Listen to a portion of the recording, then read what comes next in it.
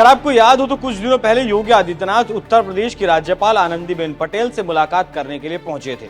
इस मुलाकात की खबर अचानक आई थी तो अफवाहों का दौर चला कि योगी कैबिनेट में कुछ बड़े नेताओं का पत्ता साफ किया जा सकता है, लेकिन ऐसा कुछ हुआ नहीं। तो फिर सवाल उठने लगे कि आखिर मुलाकात हुई तो हुई क्यों। तो इस मुलाकात की जो धुंधली सी तस्वीर योगी आदित्यनाथ ने छोड़ी थी वो उस वक्त साफ हो गई जब यूपी के बाहुबली उदयभान की सजा को माफ करने का आदेश यूपी की राज्यपाल की तरफ से दिया गया। जी हां, सपा विधायक की सरेआम हत्या करने के मामले में दोषी बाहुबली उदयभान करवरिया जेल से बाहर आ रहे हैं। हवाला दिया गया कि उनका आचरण अति उत्तम रहा। 19 जुलाई 2024 को यूपी के जेल प्रशासन और सुधार विभाग के सचिव कृष्ण कुमार सिंह द्वारा जारी किए गए छूट आदेश में बताया गया कि 31 जुलाई 2023 तक उदयभान ने 8 साल 3 महीने और 22 दिन जेल में बिताए हैं। मतलब अगर 2024 की बात करें तो वो 9 साल 3 महीने हो जाते हैं। लेकिन ये भी बता दूं आपको कि उदयभान करवरिया को उम्र कैद की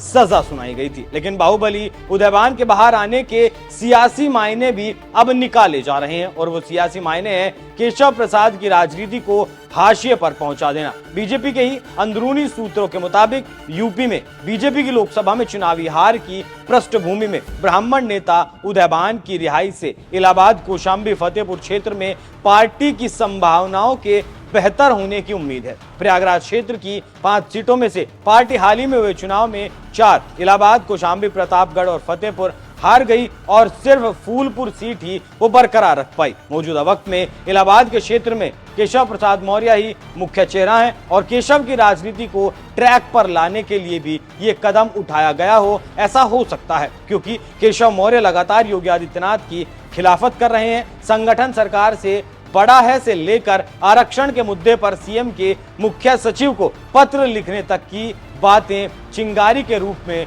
उठ चुकी हैं। लेकिन अब ये चिंगारी भयंकर आग की लपटों में बदल चुकी है। द प्रिंट के हवाले से एक बीजेपी नेता का कहना है, उदयभान करवरिया एक दबंग व्यक्ति हैं जिनका परिवार प्रयागराज क्षेत्र में दबदबा रखता है, लेकिन उनके और मौर्य के बीच कोई दोस्ती नहीं है। करवरिया की रिहाई से क्षेत्र में उनकी ताकत और बढ़ेगी जो मौर्य को पसंद नहीं आएगा। करवरिया की रिहाई से आदित्यनाथ ने मौर्य को संदेश दिया है।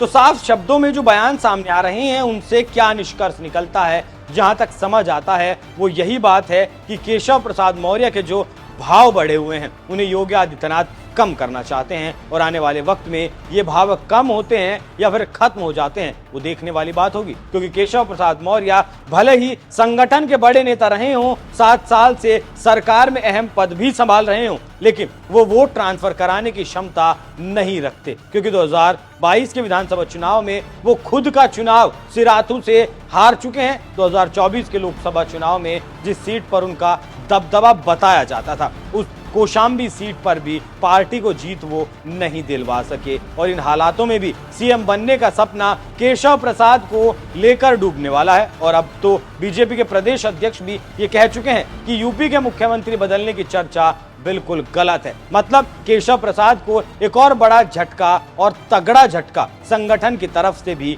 लग चुका है। औपचारिक तौर पर भी ऐलान हो चुका है। तो जो नेता केशव प्रसाद मौर्य के साथ मेल मिलाप बढ़ा रहे थे वो भी अब योगी को मार्गदर्शक बताने लगे हैं। तो यूपी में सियासी उठापटक तो जारी है, लेकिन अभी तूफान आना बाकी है और इस तूफान में कौन उड़ेगा वो सबसे बड़ा सवाल है। वैसे इस सवाल का आपके पास क्या जवाब है, कमेंट कर हमें जरूर बताइएगा। नमस्कार।